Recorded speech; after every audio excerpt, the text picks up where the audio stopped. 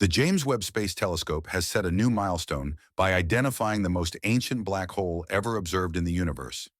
Using its powerful infrared capabilities, Webb detected a massive black hole that existed just 470 million years after the Big Bang, when the universe was only about 3% of its current age. The discovery became even more surprising when scientists determined that this black hole has a mass about 40 million times greater than that of our Sun. To put it in perspective, that's 10 times the mass of Sagittarius A star, the supermassive black hole at the center of the Milky Way. This breakthrough could help solve one of astronomy's greatest puzzles: how the first black holes formed in the early universe. But how could such an enormous black hole emerge so soon after the Big Bang? What makes this discovery so astonishing? And most importantly, what does it reveal about the formation of the first black holes in the cosmos? Astronomers have long debated the origins of supermassive black holes. One leading theory suggests they formed from the remnants of the universe's first stars, called light seeds. However, this model faces a timing problem. Based on current models of cosmic evolution, the earliest stars likely appeared around 150 million years after the Big Bang. These stars, thought to be exceptionally large due to the unique conditions of the early universe, would need about 50 million years to complete their life cycles. That means these stellar remnants, or light seeds, would begin forming black holes approximately 200 million years after the Big Bang. However, it would likely take billions of years for these light seeds to gather enough material from their surroundings to grow into the supermassive black holes we observe today. This makes the discovery of massive black holes by the James Webb Space Telescope, just 500 to 700 million years after the Big Bang, problematic for the light seed theory. Could these early black holes have somehow rapidly gathered enough mass to become so large? The answer appears to be no, largely due to a constraint known as the Eddington limit. Accretion happens when the powerful gravity of a dense object, like a black hole, pulls in material from a nearby star. Because of angular momentum conservation, this matter doesn't fall straight in. Instead, it forms a rotating disk called an accretion disk. As the material spirals inward, it releases gravitational energy, emitting thermal radiation, often in the form of X-rays. But this radiation creates an outward force. If it becomes too strong, it can repel incoming matter, effectively halting the black hole's growth. This balance point, where radiation pressure equals gravitational pull, defines the Eddington limit and restricts how fast a black hole can grow. This brings us to another possible origin theory. Supermassive black holes may have formed through the direct collapse of enormous gas clouds in the early universe, an idea known as the heavy seed model. These massive gas clouds, due to their immense size, had the potential to collapse directly into enormous black holes within a short cosmic timescale. However, one major obstacle for this theory, known as the heavy seed model, was the absence of solid observational proof. This is where data from the James Webb Space Telescope becomes crucial. To investigate the origin of the universe's earliest black holes, Webb collaborated with the Chandra X-ray Observatory, which is specifically designed to detect X-rays from extremely hot regions like black hole accretion disks. One of the most fascinating aspects of this discovery is how scientists were able to observe such a distant black hole. To do this, they took advantage of a phenomenon called gravitational lensing using the galaxy cluster Abell 2744, located around 3.5 billion light-years away. Gravitational lensing occurs when the immense gravity of a massive object in the foreground bends and amplifies the light from objects lying behind it. While this can warp the appearance of background sources, it also brightens and enlarges them, making otherwise invisible objects observable. This natural magnifying effect is regularly used by space telescopes like Hubble and Webb to explore the farthest reaches of the universe.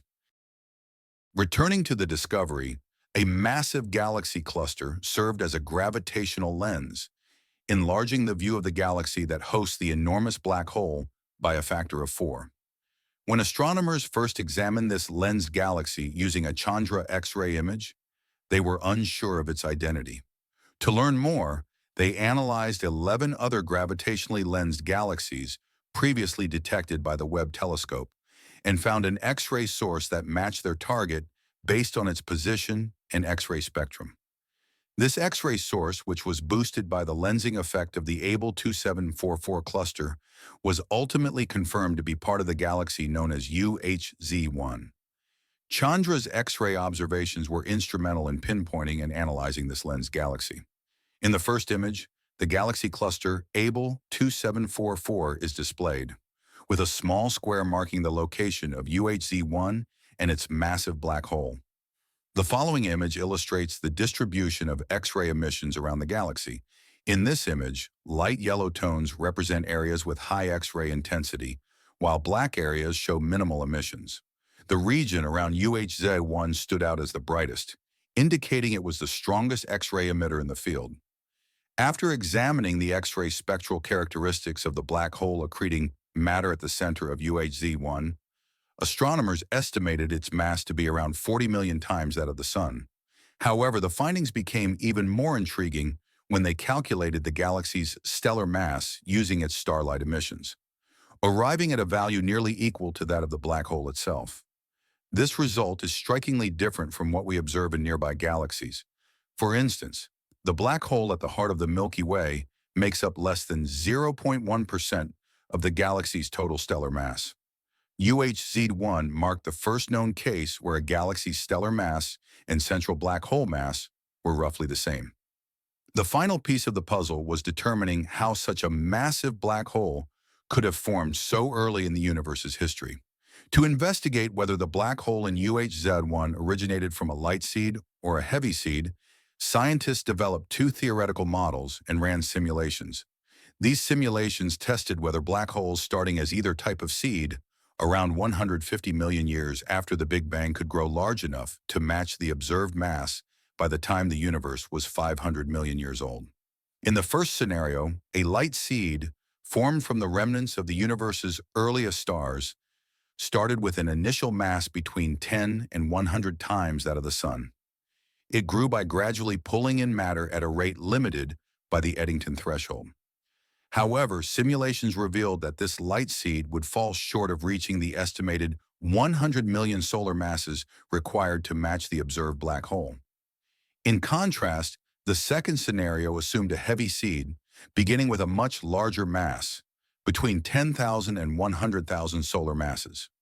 When this seed accreted matter at the Eddington limit, it successfully reached the expected mass in time. Scientists also considered a third, more extreme possibility: a light seed growing at more than twice the Eddington rate. For this to work, the black hole would need to consume an enormous amount of material continuously for roughly 300 million years.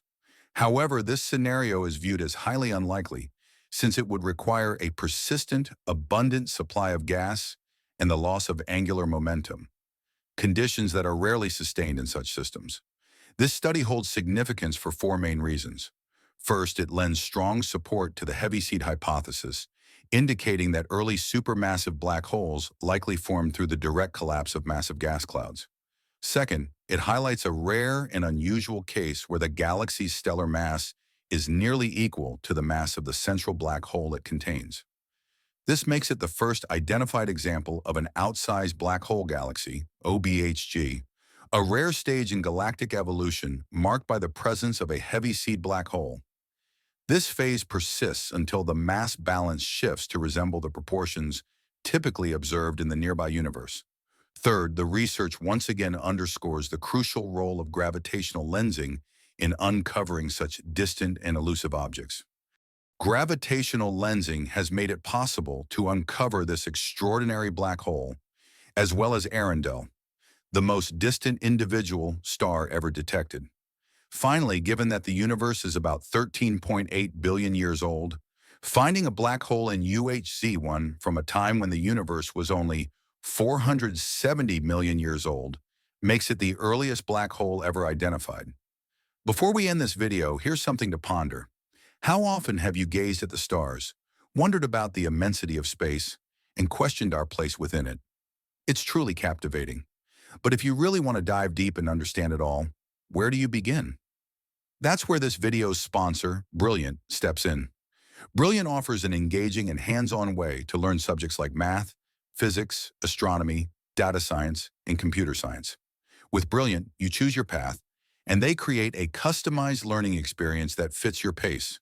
Instead of passively watching or listening, you'll be actively solving real problems, the kind that challenge even the brightest minds in the world.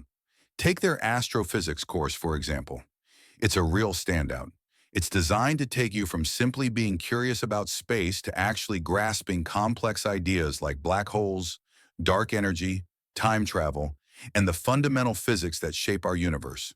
And if you ever hit a roadblock, Brilliant offers clear, friendly explanations that feel like having an expert guide at your side. To stay updated and learn more, don't forget to follow and subscribe to our channel.